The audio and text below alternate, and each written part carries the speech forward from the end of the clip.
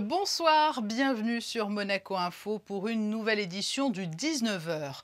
Au sommaire de ce journal, les aides gouvernementales en faveur des acteurs économiques de Monaco. Certains ont été et sont encore lourdement impactés par la crise. C'est le cas par exemple du secteur de l'événementiel.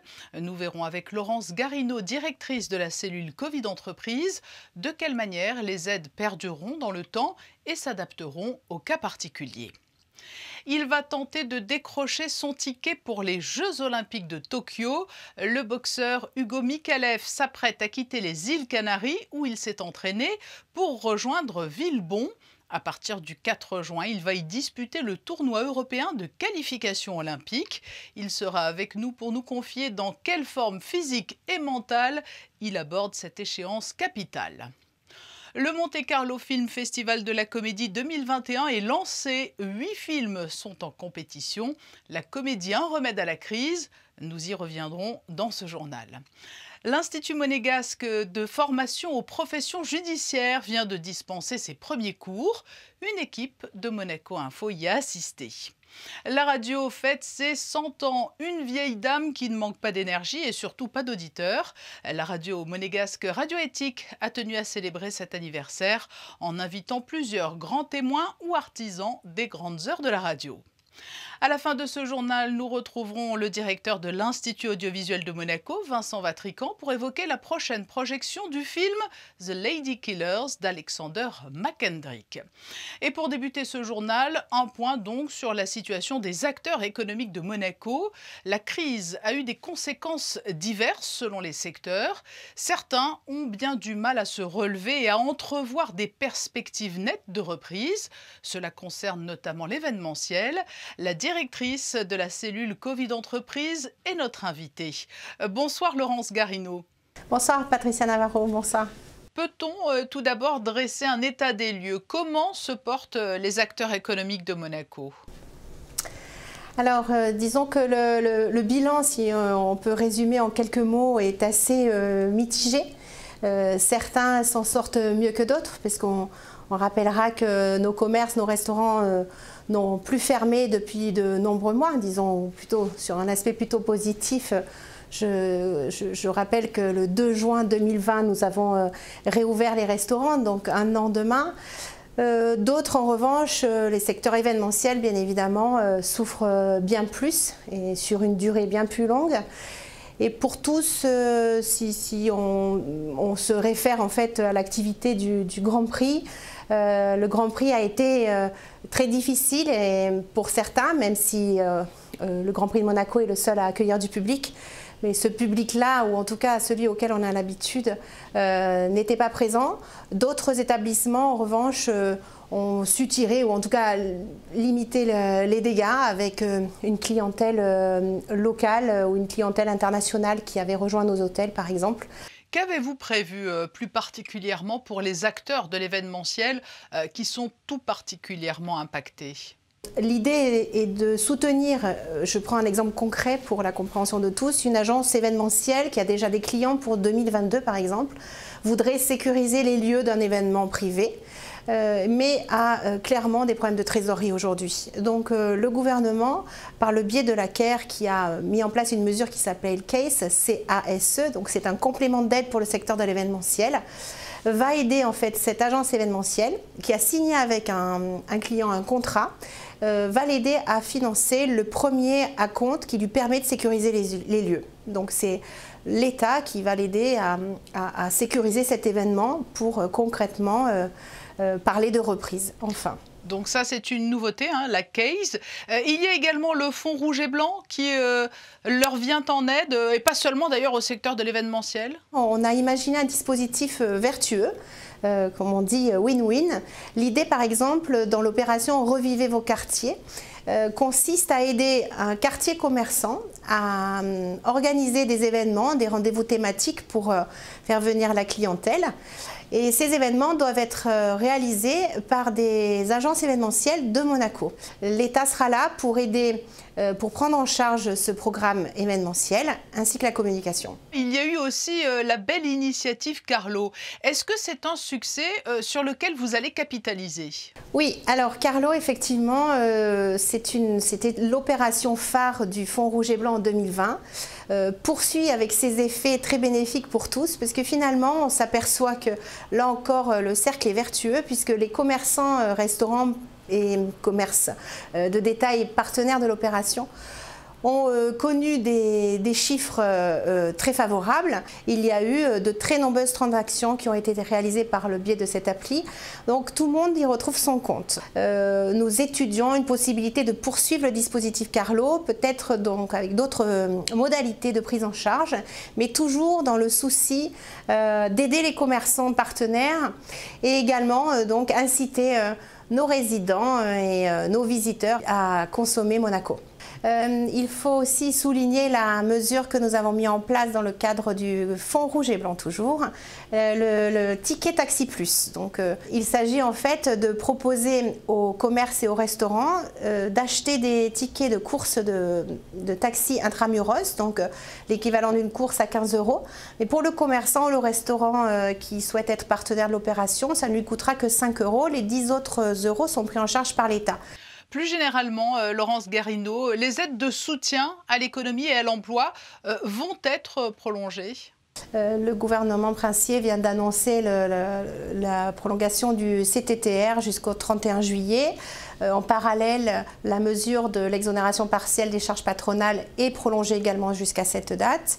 Les travaux de la CARE se poursuivent avec la Caisse notamment, mais pas seulement, puisque là, ce mois-ci, dans les plus prochains jours, les bénéficiaires de la CARE vont recevoir, sans faire aucune démarche, une aide subventionnée pour le mois de juin. Nous évoquions le fonds rouge et blanc. D'autres fonds de couleur ont été mis en place. Eux aussi sont là pour soutenir l'économie locale? Le fonds blanc pour des foyers, pour les particuliers, pour les secteurs de la construction, permet aux particuliers de faire un certain nombre de travaux financés par ce fonds. Le fonds vert également, je crois que sur votre chaîne, nous avons pu découvrir il n'y a pas très longtemps le nouveau dispositif d'aide aux entreprises pour l'accompagnement à leur transition énergétique. Et là encore, c'est un dispositif très complet et vertueux qu'on retrouve aussi sur le fonds bleu, le fonds numérique. Et nous avons une croissance très régulière et forte des demandes d'entreprises monégasques qui souhaiteraient être accompagnées dans le cadre de leur transition numérique, avec là encore des prestataires monégasques qui ont été agréés par la plateforme Monaco Extended. Laurence Garino, merci d'avoir répondu à nos questions. Merci à vous. Merci. Laurence Garino était avec nous depuis les locaux de Monaco Boost. Le Business Center lance son deuxième appel à candidature. Vanessa Dessy, bonsoir. Bonsoir Patricia, bonsoir à tous. Des espaces de travail privatifs ou partagés sont proposés aux entrepreneurs de nationalité monégasque pour y installer leur activité en cours de création ou créée récemment. Situé en plein cœur de Fontvieille, Monaco Boost est à la recherche d'une nouvelle impulsion afin de favoriser la mise en réseau et les échanges collaboratifs.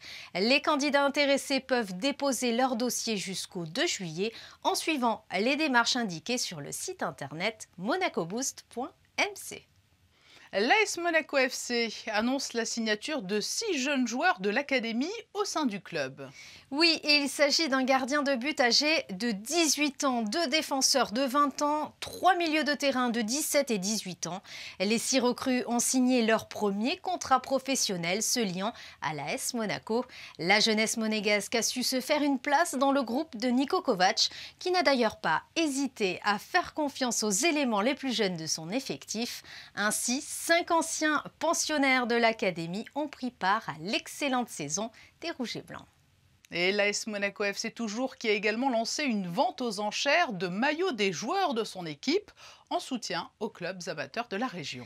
Organisée en collaboration avec la Ligue Méditerranée de football, l'opération a connu un franc succès. En effet, la vente des maillots a permis d'atteindre un montant de 19 220 €.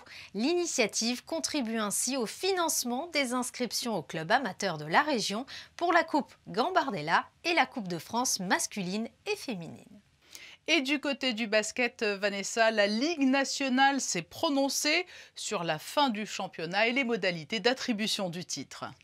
Effectivement, Patricia, la Ligue nationale de basket a officialisé les modalités de l'organisation de la phase finale du championnat de France Jeep Elite 2020-2021, dont le principe avait été voté lors de l'Assemblée générale du 22 février dernier.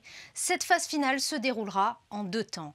Les 8 premiers du classement joueront des quarts de finale sur un seul match dans la salle du mieux classé, dimanche 20 et lundi 21 juin.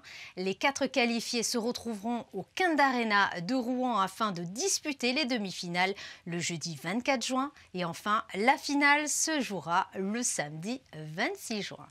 C'est une première à Monaco. Les étudiants monégasques en droit peuvent bénéficier à présent de cours spécifiques de préparation à l'examen d'avocat et de magistrat. Les explications d'Alexandra Pani sur des images de Serge Prémont. Ils ont pour la plupart déjà tenté au moins une fois leur chance au concours d'examen d'avocat.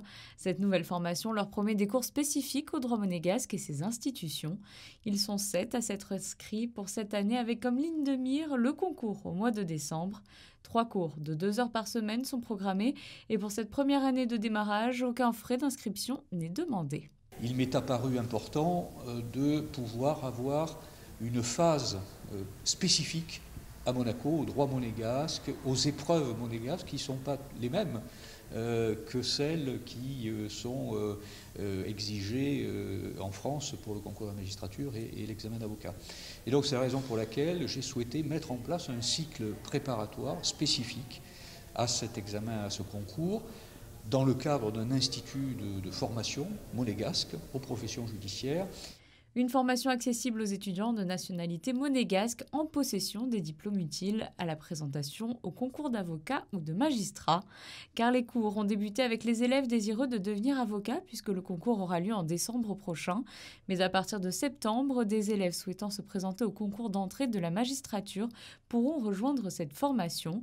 Le concours, lui, se déroulera à la fin 2022. Ils vont bénéficier d'un certain nombre d'heures de cours, certaines généralistes proposées par l'Institut d'études judiciaires de l'Université Côte d'Azur, et puis d'autres spécifiques, puisque nous dirigeons, Jean-François Rinucci et moi, un Master 2 avec des cours spécifiques de droit monégasque, et donc ces cours seront ouverts à l'ensemble de ces étudiants.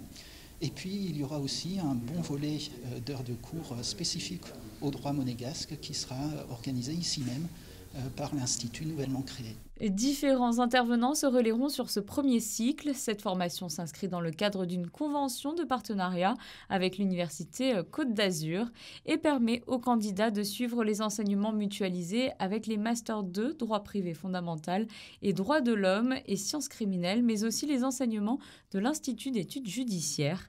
L'objectif sur le long terme sera de pouvoir offrir une formation à tous les concours de la sphère judiciaire. C'est un anniversaire important. La radio fête ses 100 ans. Radio Éthique, la web radio environnementale de Monaco n'a pas manqué de commémorer cet événement. Le reportage de Christine Datomel et Lionel Bernardi. Amis de toutes les ondes, bonjour. C'est ainsi que cette émission spéciale coproduite par Radio Éthique et Séquence FM a été diffusée sur toutes les fréquences des 2 radios, Paris, Lyon, Annecy, l'Alpe d'Huez, Nice, Cannes et Monaco, bien sûr, l'occasion de célébrer les 100 ans de la radiodiffusion. Ça fait 100 ans que la première diffusion a eu lieu de la Tour Eiffel, donc c'était les ondes longues. Et depuis 40 ans, les ondes sont libérées, ce sont les ondes FM, les radios libres. Et c'est aussi la naissance et l'essor, parce que ça existe, de la radio numérique qui s'appelle le DAB+. Et nous avons voulu nous unir avec Séquence FM pour faire la fête de la radio. Une journée dédiée donc, vous l'aurez compris, au monde de la radio Novotel, où se tenait à l'époque RMC, un lieu emblématique. Radio Monte-Carlo, ça parle à tout le monde. Surtout quand on a un certain âge. On écoutait Radio Monte-Carlo quand on était petit. Et ça faisait partie de notre ADN, c'était notre famille, c'était le soleil, c'était la joie de vivre. Et quand on a eu cette idée, on s'est rapproché d'anciens de Radio Monte-Carlo. Et là, c'était un afflux de gens qui avaient du plaisir et qui voulaient absolument venir s'exprimer. Et on a fait 2 heures d'émission ce matin sur Radio Monte-Carlo. Et puis en même temps, on s'est dit, bon, il faut voir un petit peu les autres. Et on se connaît tous. Je ne sais pas pourquoi, la radio, ça fait fonctionner l'imaginaire. Il y a quelque chose qui passe, quel que soit l'âge, quel que soit le genre. Et on a quelque chose en commun, c'est de faire passer un message très différent, mais c'est ce plaisir de parler aux gens. De Jean-Pierre Foucault en passant par Jean-Louis Filck, le dernier journaliste de RMC en Principauté, ou encore par l'animatrice Carole Chabrier, de nombreuses personnalités du monde de la radio ont tenu à participer à cette émission spéciale sur les ondes. Mais comment sont relayés les programmes audiovisuels sur les fréquences à partir de la Principauté de Monaco? La réponse avec Thierry Poyer. On a plusieurs sites, la Tête de Chien, le Montagel, le Col de la Madone, et c'est des activités historiques. Et en fait, en utilisant l'ensemble de ces fréquences, on va couvrir des programmes en FM, en DAB aujourd'hui, et puis on avait aussi des vieilles technologies comme les grandes ondes précédemment. Vous savez qu'aujourd'hui, on fait très attention à la puissance de nos antennes, et effectivement, on a des sites qui sont relativement éloignés de la Principauté de Monaco, mais bon, Tête de Chien, c'est pas très loin, et qui vont permettre d'arroser la Principauté par l'ensemble de ces ondes. Et naturellement, vous pouvez imaginer, ça commence un petit peu avant Monaco, et puis ça va continuer un petit peu après Monaco pour que les voitures, quand elles passent, puissent avoir un maximum de confort et pas changer les fréquences. On a aussi des fréquences qui sont, elles, coordonnées avec le pays voisin, la France, mais aussi avec l'Italie, pour s'assurer à ce que, justement, personne ne se pollue, personne ne se gêne les uns les autres. Un bel événement qui aura permis, le temps d'une journée, de nous faire revivre la libération de toutes ces fréquences de la FM de l'époque. Objectif Tokyo pour Hugo Micallef. Le jeune boxeur monégasque va tenter d'obtenir sa qualification pour les JO du 4 au 9 juin à Villebon. Il termine sa préparation aux îles Canaries, d'où il est en duplex avec nous. Bonsoir Hugo Micallef. Bonsoir. C'est une échéance capitale qui vous attend à partir du 4 juin. Dans quelle forme physique et mentale vous trouvez-vous? Je suis vraiment, je pense, dans la meilleure forme physique et mentale de ma vie en ce moment. Et ça tombe bien parce que c'est pour sûrement, en tout cas en ce moment, pour le moment, le plus important événement de ma vie. Ouais. Et là, vous êtes aux îles Canaries. C'est ici que vous avez peaufiné votre préparation depuis plusieurs semaines. Mais pour quelle raison? Tout simplement parce que j'étais à la recherche de passer à un autre niveau. En fait. Je recherchais tout simplement voilà, un autre step à dépasser. Et j'ai donc un manager depuis quelques temps qui me suit et qui l'a bien compris. Et qui m'a donc aiguillé, dirigé vers Carlos Fomento, chez qui je m'entraîne maintenant à Las Palmas, aux Canaries. Et c'est grâce à ça, finalement, que je suis venu ici. Et c'est vraiment génial. J'ai vraiment dépassé quelque chose que je voulais atteindre depuis un moment. Expliquez-nous comment cela va se passer à Villebon et ce qui sera nécessaire pour obtenir ce précieux ticket pour Tokyo. Pour tout vous dire, c'est encore flou, même pour moi, parce qu'avec cette période qu'on est en train de vivre, il y a eu beaucoup de modifications, beaucoup d'annulations, beaucoup de changements de quotas au niveau des athlètes. Donc finalement, avant tout ça, avant toute cette pandémie, je devais encore gagner 2 boxeurs dans le tournoi qui arrive maintenant à Paris. Oui, alors pour bien comprendre, en fait, il y a eu ce même tournoi il y a un an, c'était à Londres, si je ne dis pas de bêtises, hein, et il vous a laissé un drôle de souvenir, hein, puisque tout s'est arrêté net du jour au lendemain. C'est ça, oui. J'ai gagné mon premier combat contre le Serbe et le soir même, tout s'est arrêté. Tout a été stoppé à cause de la pandémie. Ouais. Donc là, vous reprenez comme si nous y étions il y a un an. C'est ça, je reprends au même stade contre le même boxeur que je devais rencontrer le lendemain de ce combat-là contre le Serbe. À l'époque, je sais que je devais gagner encore 2 combats, donc celui qui arrive et le suivant. Maintenant, les quotas ont changé, tout a changé, tout est un peu flou pour tous les boxeurs. On n'est pas vraiment sûr de comment et combien vont se qualifier. En tout cas, il faut au moins que je gagne le prochain. L'enjeu est sportif, personnel, mais aussi national. Il n'y a jamais eu de boxeur monégasque au JO.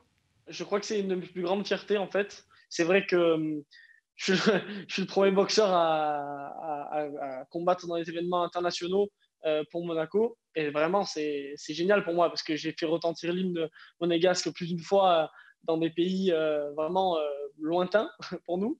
Et ça a été vraiment un grand moment. J'ai eu vraiment des frissons plus d'une fois dans ma vie grâce à ça. Mais Hugo, si vous ne parvenez pas à vous qualifier à Villebon, est-ce qu'il est tout de même possible d'avoir une invitation justement au titre de la nation de Monaco? Il m'a été informé il y a quelques temps que ce n'était pas possible pour la boxe en tout cas.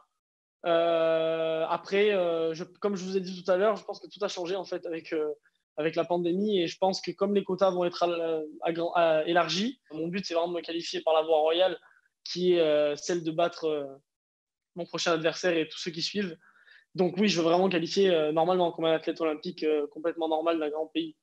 Donc l'objectif, c'est la victoire à Villebon. Vous avez eu une visite amicale très sympathique il y a quelques semaines aux Canaries. Charles Leclerc est venu vous encourager. Ouais, Charles est venu, ça fait des années qu'on se connaît avec Charles. On est de la même bande de potes en fait depuis qu'on est au collège.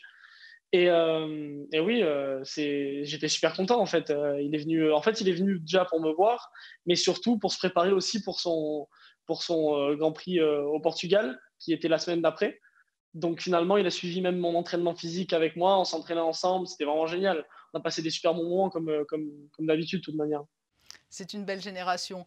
Il y aura donc peut-être, et nous vous le souhaitons, les JO, mais après cela, comment envisagez-vous la suite ? Alors, tout simplement, elle est déjà décidée, la suite, et je vais donc passer professionnel après cet événement, ou en tout cas après l'été. Et voilà, passer professionnel ne veut donc pas dire que je ne pourrai pas participer aux JO de 2024. Alors voilà, ça allait être ma question. Voilà. Vous allez pouvoir mener de front les deux, c'est-à-dire le milieu professionnel et une possible qualification ensuite pour 2024 et Paris ? Tout à fait, moi c'est l'objectif que je me suis fixé. En fait, je veux me qualifier à ces JO-ci de Tokyo, je veux faire une médaille et je veux passer professionnel et ensuite me requalifier pour 2024 et essayer de refaire une médaille ensuite. C'est vraiment mon objectif principal. Vous avez une jolie philosophie lorsque vous parlez de la boxe. Vous dites que ce n'est pas un exutoire, mais que c'est vraiment un art. Oui, moi je l'ai toujours vu comme un art.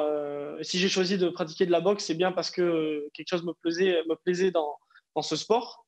Et c'est vrai qu'aucun autre sport ne me transporte comme celui-ci. Et puis il y avait peut-être aussi l'influence familiale ? Aussi, bien sûr, oui, non, mais ça c'est le premier facteur, ça a été mon père qui était boxeur. Mais c'est vrai que je ne pense pas en avoir fait, m'être autant impliqué si ça ne m'avait pas plu de cette manière-là. Merci Hugo Mikalev d'avoir été notre invité à quelques jours de cette échéance très importante pour vous et que nous suivrons bien évidemment sur Monaco Info. Merci à vous, merci de m'avoir invité. Jusqu'au 5 juin, Monaco accueille le Monte Carlo Film Festival de la Comédie. La comédie qui a toujours su séduire le public. Cette année, 10 films seront projetés, dont 8 en compétition venus du monde entier. Alexandra Pani, vous avez assisté à la conférence de presse de lancement de l'édition 2021. Depuis 18 éditions, ce festival cherche à mettre en lumière le registre de la comédie. C'est une période un petit peu difficile, mais justement, Ezio, comment ça se passe pour la comédie? J'imagine que les gens réclament de la comédie, ils veulent rire en ce moment. Oui, je pense qu'après un moment terrible comme celui-là qu'on a passé, c'est un an et demi qui on souffre, tout le monde souffre, c'est terrible, c'est comme avoir passé une guerre avec beaucoup de personnes qui sont mortes pendant cette guerre qu'on a eue avec le Covid. Et on a besoin de sourire un petit peu, de penser et d'espérer que toutes les choses vont changer. On peut retourner à notre vie normale et régulière. Cette année, le thème de la famille, c'est très fort, des sentiments dans le festival de Monte Carlo. Et je suis très content d'avoir eu la possibilité cette année de faire cette manifestation avec le public, parce qu'avoir le public en salle, c'est fantastique. 8 films en compétition, c'est bien ça cette année. Justement, on peut dire que le cinéma redémarre, ça reprend, les tournages ont repris l'année dernière. Oui, c'est vrai, on a des films, on a vu presque 100 films pendant l'année, entre short films et films réguliers, long métrage. Et on a des films qui arrivent des États-Unis, d'Israël, Finlande, Colombie et Pérou, que ce n'est pas usuel avoir un film comme ça, France, Espagne, Italie. C'est un panorama très intéressant et qui montre les différentes façons de faire comédie dans chaque pays. Des films en compétition qui seront visionnés par chacun des membres du jury. Cette année, son président est l'acteur italien Raoul Bova, qui jouera ce rôle pour la première fois. It's a role that I never interpreted in my life, so I hope to judge the movies in the right way, because I know what it means to be judged from other people. So I try to give the maximum attention about the details, about the work of the director and the actors. Vous pourrez découvrir tous ces films en compétition au Grimaldi Forum. N'hésitez pas à aller y faire un tour. C'est noté. Vanessa Dessy nous rejoint. Lundi, une douzaine d'archevêques, évêques et vicaires généraux de la région se sont réunis à Monaco. En plein cœur de l'église Saint-Dévote, une rencontre qui a été également l'occasion pour le vicaire général du diocèse de Monaco de présenter le dispositif du pèlerinage annuel de Lourdes. Je vous propose de l'écouter, il est au micro de Sandrine Nègre. Ça va faire bientôt 100 ans que Monaco, chaque année, organise un pèlerinage diocésain, donc de Monaco à Lourdes. Évidemment, il y aura quand même des différences, puisque nous n'allons pas pouvoir amener tous les malades que nous amenons habituellement. Il y a quand même des règles de sécurité qui sont en vigueur.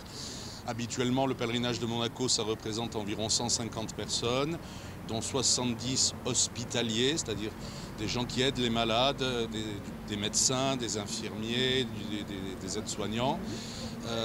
Et une quarantaine de malades habituellement. Peut-être que cette année, on va en avoir une dizaine simplement. C'est toujours à cheval entre la fin du mois de juin et le début du mois de juillet. Voilà, la semaine, donc on part un lundi et on rentre un samedi. On fait le voyage en bus. Toutes les informations, vous pouvez les trouver sur le site du diocèse. Il y a aussi même possibilité de s'inscrire en ligne, même de régler en ligne, mais tout est sur le site du diocèse. Et vous venez de l'entendre, plus d'informations auprès du diocèse de Monaco. Des ateliers verts sont proposés au parc Princesse Antoinette samedi. Dans le cadre de la Journée mondiale de l'environnement, la mairie organise ce samedi un atelier vert au parc Princesse Antoinette. 10 participants à partir de 15 ans pourront ainsi se retrouver autour d'un jardinier qui animera l'atelier. Au programme, réalisation de compositions botaniques en utilisant du matériel de récupération. Pour les inscriptions, il vous suffit de contacter la mairie. Autre rendez-vous samedi également, l'Institut audiovisuel de Monaco propose la projection du film Tueur de dames à 15 h au Théâtre des Variétés. Le directeur de l'Institut, Vincent Vatrican, et Fabien Bonilla vont nous présenter ce film d'Alexander McKendrick de 1955. Vincent Vatrican, bonsoir. Bonsoir Fabien. Aujourd'hui, on parle du film Tueur de dames. On est d'accord, c'est pas un biopic sur un serial killer, hein, ça n'a rien à voir. Ils sont plusieurs. Ouais, déjà. Et c'est l'original, puisque les frères Cohen ont fait un remake dans les années 90 ou 2000. Mais là, c'est l'original. Et c'est un film anglais, on peut dire que c'est un film so british, avec l'humour spécifiquement anglais. Oui, et un humour qui est quand même précisément dans l'histoire du cinéma britannique, les années 50. Donc c'est effectivement l'humour anglais, la dérision, quand même un grand sens de l'écriture et d'une certaine mise en scène bien posée des situations, et l'engrenage ensuite, j'allais dire, fait le reste et enclenche les situations plus cocasses les unes que les autres. L'histoire, c'est une bande de truands qui veut profiter de la maison d'une vieille dame, et puis cette vieille dame qu'on imagine dépassée par la situation va être le grain de sel qui va faire dérailler la machine, puisque ces truands sympathiques qui se font passer pour un quatuor ou un quintet, je ne sais plus, de musique, font mine de répéter dans leur chambre, mais en fait sont en train d'organiser le casse de la banque qui est pas loin. Et effectivement, cette dame va être va précipiter les situations qui vont faire que Le coup va lamentablement échouer. Des acteurs à la hauteur. Oui, un mot aussi. Justement sur les acteurs, parce qu'il y a Cathy Johnson qui a obtenu un BAFTA, il y a Peter Sellers et Alec Guinness, surtout Alec Guinness. Alec Guinness qui joue le principal chef d'orchestre. Voilà, le chef d'orchestre justement, puisqu'ils se font passer pour des musiciens. Le chef d'orchestre qui fait une composition absolument magistrale, maquillée, avec des fausses dents. Oui, il est méconnaissable, parce que Alec Guinness, c'est Lawrence d'Arabie, c'est Dr Zhivago, c'est, alors pour les plus jeunes, Obi-Wan Kenobi dans Star Wars. C'est ça. Mais là, il est méconnaissable dans le film. Il est méconnaissable, il est grimé, il a des faux cheveux, des fausses dents. Et un mot sur le réalisateur, Alexander McKendrick.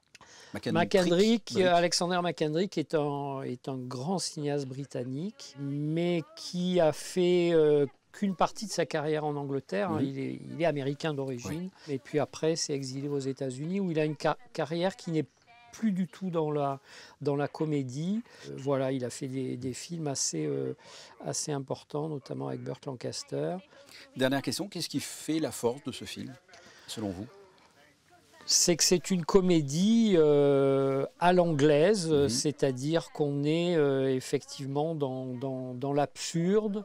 On est aussi dans le détail, c'est-à-dire que dans la mise en scène, le moindre détail, le moindre grain de sel peut faire déraper une situation. Et c'est vrai que dans le film, tout va crescendo. Un petit élément fait que tout ne va pas se passer au départ comme prévu, mais ensuite cet effet est un effet boule de neige jusqu'à donner des situations totalement improbables, et je ne parle même pas du final qui est absolument incroyable. Voilà, le final à découvrir, donc allez voir Tueur de dames au Théâtre des Variétés. Merci Vincent Vatrican. Merci Fabien.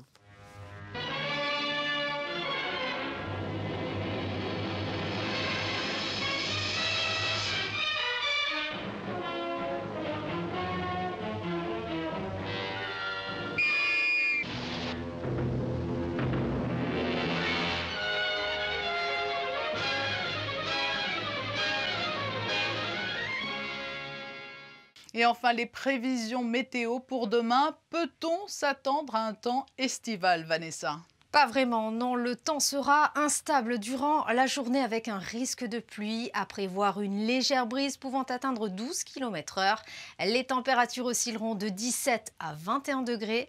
Le soleil se lèvera à 5h49 et se couchera à 21h07. Et nous fêterons les Blandines. Et pour refermer ce journal, les photos du jour, elles sont signées Manuel Vitali et ont été prises lors de la conférence de presse du Monte Carlo Film Festival de la Comédie qui se tient actuellement. Je vous souhaite une belle soirée et je vous donne rendez-vous demain soir à 19h pour un nouveau journal.